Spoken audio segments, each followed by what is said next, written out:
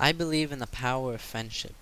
Little did I know that the seed for an everlasting friendship had been planted 17 years ago when I arrived home from the hospital. My old neighbor, Miss Burner, acted as my second mom, and my real mom even said that she was the work mom while Miss Burner was my fun mom. We would spend countless days at the park up the street from our houses, with our dogs running freely while people, most of them being old, would yell at us to put them back on the leash. Day after day of great times like crazy dance parties or seeing her artwork downtown at the Museum of Man. And it wasn't until the house got foreclosed that I realized everything that she had taught me.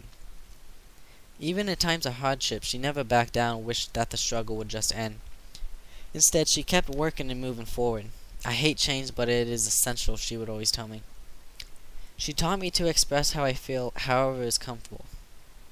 Being an artist of both music and paint, she dealt with the situation in the only way she knew how, painting on the walls of her house. It ended up being quite a spectacle.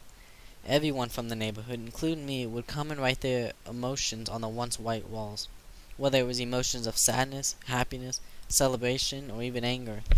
Write-ins and pictures of things like 2-year anniversaries, and I remember a big heart that included everyone in our families, past and present. We called our families the Brestas, which was our last names put together. Her house soon became a place of serenity. Even in the last days of the foreclosure, when everyone was running rampant, she was calm and willing to accept what had been bestowed upon her. It wasn't unusual that I would get a random call from her out of the blue, with her asking me to help her with the art project that is due in 3 hours. For some reason, she always went to the last minute, but all these times I noticed that she never complained or rushed. She focused and did what she needed to do, which I believe is something important to have. The readiness to do whatever is needed, no matter what it is. However, the biggest thing she taught me was to enjoy the little things in life, like simply kicking a soccer ball or doing whatever you love, and to be passionate about whatever it is, because you never know what the next day holds. Miss Burner knew this all too well, divorce, foreclosure, struggling to get by every day, but she did everything with a smile, which is something that I always admired.